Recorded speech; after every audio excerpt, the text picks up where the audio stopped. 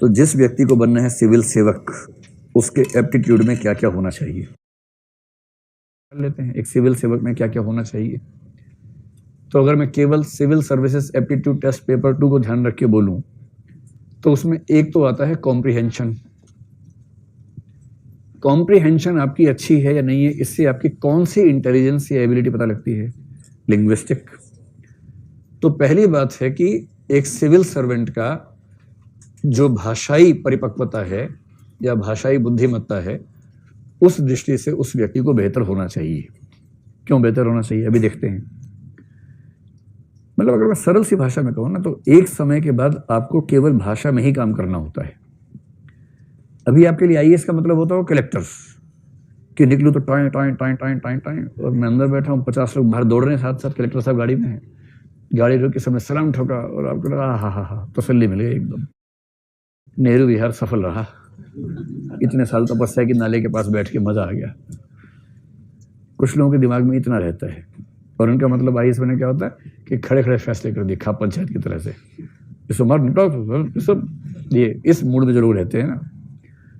लेकिन आप पाएंगे कि 7, 8, 9 साल की नौकरी के बाद, 14 साल के बाद तो पूरी तरह से, जहां 14 साल की नौकरी हुई, वनवास शुरू। 14 साल का नहीं हो तो 14 साल के बाद होता है। और वनवास का मतलब, अगर ये शौक है तामझाम वाला, वो सारा तामझाम खत्म, और फिर आपकी जिंदगी कटेगी फाइलों में। और उस हर फाइल की ताकत इतनी ज्यादा है जितनी ताकत जिले के कलेक्टर की बिल्कुल नहीं हो सकती। कलेक्टर तो बहुत चूहा टाइप का है, पिद्दी टाइप का है उसके सामने। उस फाइल में लिखा हो कुछ, कलेक्टर बेचारा खड़े होकर पढ़ता है, बैठ के पढ़ नहीं पाता उसको, इतना खौफ खाता है उससे। पूरी जिंदगी आपका काम है लिखना और ठीक से पढ़ना। हजारों रिपोर्ट्स आएंगी, वो सारी पढ़नी होंगी, उनका सटीक अर्थ निकालना होगा, नोटिंग करनी होगी, ड्राफ्टिंग करनी होगी। आपके लिखे हुए एक एक शब्द से कई हजार करोड़ का खर्चा हो जाएगा। और अगर लिखने में आपसे एक शब्द के अर्थ का मतलब चेंज हो गया ना, वो सरकार या समाज के संसाधनों पे बड़ी करारी चपत हो सकती है। इतनी सटीक भाषा होनी चाहिए कि आप जो लिखना चाह रहे हैं एग्जैक्टली वही अर्थ निकले। और दूसरा, अगर कोई रिपोर्ट पढ़ रहे हैं तो जो लिखा गया है एग्जैक्टली वही समझें जो लिखा गया है। दूसरा है जिसको आप बेसिक मैथ्स कह लीजिए या बेसिक न्यूमरेसी कह लीजिए, इसी में डेटा इंटरप्रिटेशन और डेटा सफिशिएंसी को भी जोड़ लीजिए। Basic maths, basic numeracy, data interpretation, data sufficiency.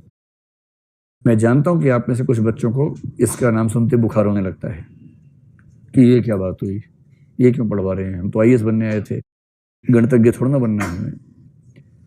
सबसे अच्छा मुहावरा है, हमें ज्ञानी नहीं बनना है, आईएएस बनना है। जैसे ज्ञानी बनना आईएएस बनने के खिलाफ हो कि अरे आईएएस बनने से ज्ञानी बन गया, अब तो ये अभी आईएएस नहीं बन पाएगा, ऐसा थोड़ा ना होता है। और कई लोग मानते हैं कि ये सब बेकार की बात है, लेकिन आप आईएएस बन के क्या करेंगे इसके बिना। परसेंटेज निकालनी पड़े तो उसके बाद आप कहते हैं, किसी को बुलाते हैं, भाई परसेंटेज निकाल दो जरा, भाई साहब परसेंटेज निकालनी आ जाओ जरा। कैसे काम चलेगा।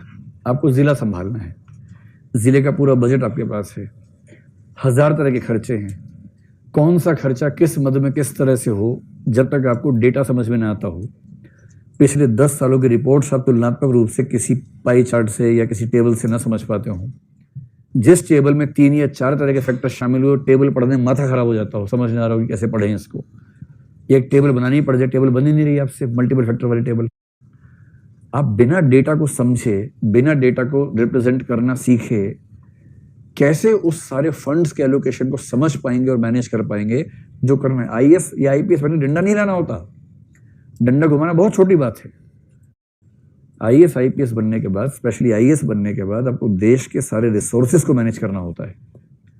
और जो व्यक्ति, भाई आप आईपीएस ही बन गए, सभी राज्यों के तुलनात्मक आंकड़े अपराध के आपके सामने रखे हुए हैं। आपके जिले में पिछले 5 साल के अपराध के आंकड़े तुलनात्मक रूप से कोई वेन डायग्राम चार्ट में है, कोई टेबल में है, कोई ग्राफ में है, और आप कह रहे हैं किसी को बुलाओ, समझा के बताओ क्या लिखा है इसके अंदर। ईमानदारी की बात बता रहा हूं आपको मैं। जो लोग आईआरएस बन के जाते हैं ना, इंडियन रेवेन्यू सर्विस में, उनके जो जूनियर्स होते हैं, असिस्टेंट, वो आते हैं एसएससी से, ठीक है, एसएससी जानते हैं ना। और एसएससी में क्या पूछते हैं, गणित आनी चाहिए, रीजनिंग आनी चाहिए, इंग्लिश आनी चाहिए। और वो गणित, रीजनिंग, इंग्लिश में इतने हाई लेवल के लोग होते हैं, जबरदस्त उनकी पकड़ होती है इन चीजों में। रीजनिंग, उनसे आप रीजनिंग चलते पूछिए, सभी जैसे कुत्ते बोलेंगे हाँ हाँ चलो आगे बताओ, सारे कुत्ते गिलास हैं, ऐसे जवाब देंगे तो बढ़िया। और वो बनते हैं रेवेन्यू में असिस्टेंट। तो असिस्टेंट है यानी प्रमोशन के बाद बनेगा ITO, इनकम टैक्स ऑफिसर, और ITO लंबी प्रमोशन के बाद बनेगा assistant commissioner of income tax, जो कि आप बनेंगे ज्वाइनिंग के दिन, ACIT। और ये SSC वाला व्यक्ति 11 साल की सर्विस के बाद ACIT बनेगा, जो आप Day 1 पे बनेंगे।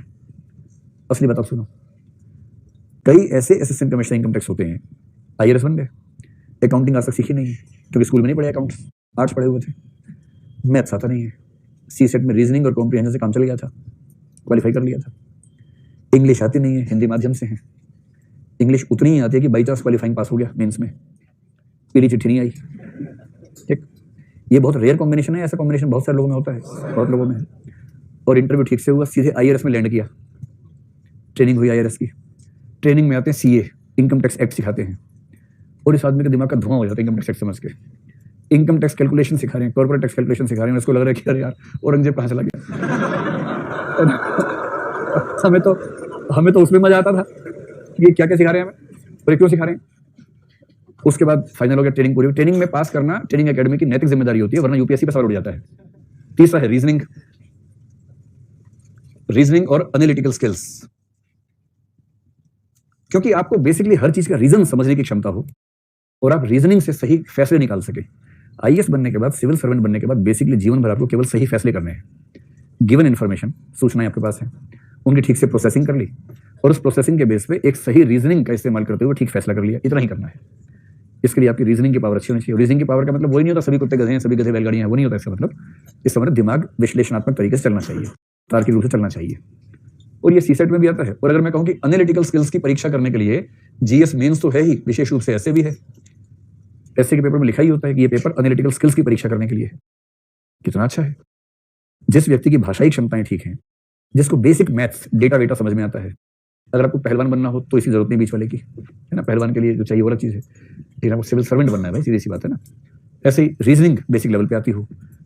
चौथी बात है डिसीजन मेकिंग और प्रॉब्लम सॉल्विंग आपकी ठीक हो, और CSET में ये भी आता है, क्योंकि अंततः जीवन भर क्या करेंगे, डिसीजन मेकिंग करेंगे, प्रॉब्लम सॉल्विंग करेंगे। आप कलेक्टर कुर्सी बैठे हैं, गद्देदार कुर्सी, आप बहुत खुश, बहुत मजा आता है। फोन आया कि दंगा हो गया सर, आपने कहा तो चलना होगा फिर तो, तब तक दूसरा फोन आया, शहर के दूसरी तरफ एक और दंगा हो गया है, इधर सांप्रदायिक दंगा हो गया है, उधर जाति दंगा हो गया है, एक ही जगह जा सकते हैं, फैसला करो सर कहाँ जाएंगे। आखिर रुको, नोट्स निकालता हूँ पहले बार, नोट्स में मिल नहीं रहा, कहाँ जाना चाहिए, ऐसे में क्या होगा।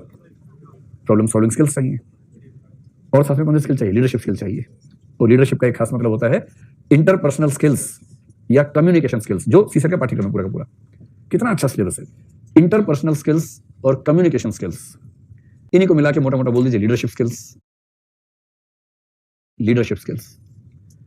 आप कलेक्टर हैं, मजाक थोड़ा है, लोग दंगा कर रहे हैं तो उतारू हैं, आप वहां पहुंचे हैं, आपकी कार देख के, टाइम देख के ऊपर लोग 5 मिनट में रुक जाते, दंगा रोक देते हैं, रुको कलेक्टर साहब आए। इतना वजन तो है आपकी गाड़ी में, आपकी सत्ता में आपके साथ जितने स्टाफ के लोग जाएंगे, उसको देखते ही 5 मिनट का विराम तो हो जाएगा।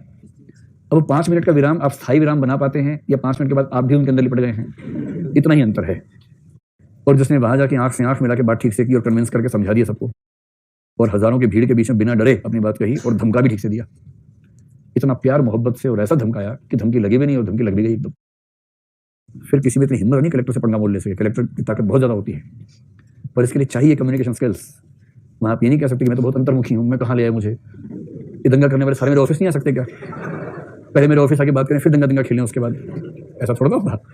सड़क पे उतरना होगा हजारों लोगों के बीच में, तब उनसे बात करनी होगी और आंख से आंख मिला के, वैसा ठीक नहीं है। कह रहे कलेक्टर साहब हम तो ऐसा करेंगे, आप कह रहे नहीं आप ऐसा नहीं करेंगे। सर हम तो करेंगे, नहीं आप नहीं करेंगे, मैं कह रहा हूँ आप नहीं करेंगे, करोगे तो आखिरी बार करोगे।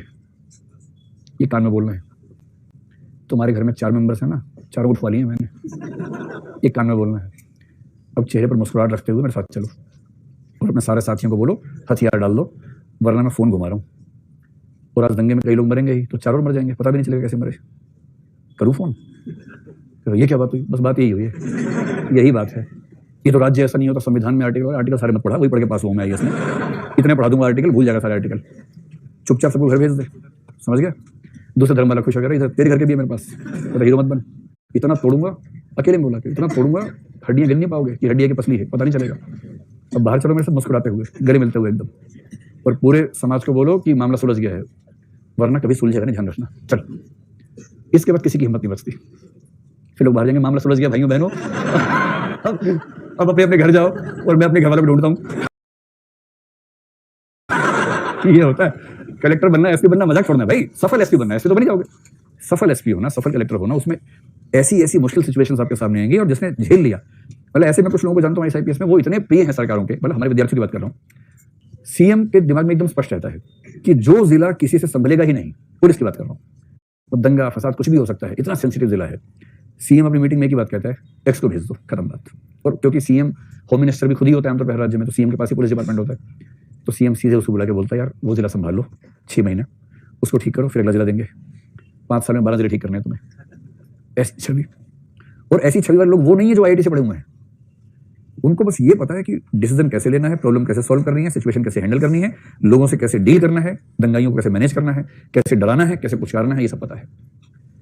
ऐसा IPS जो टॉपर नहीं था पढ़ाई लिखाई में, लेकिन जिसने हैंडलिंग बहुत शानदार की, वही तो अच्छा है। IIT का टॉपर था, यहाँ के IIT खेल रहा है, तो फिर क्या फायदा होगा उसका, उससे क्या होगा उससे। तो ये सब क्षमताएं अगर किसी व्यक्ति में है, तो हम कहेंगे उसके पास सही एप्टीट्यूड है।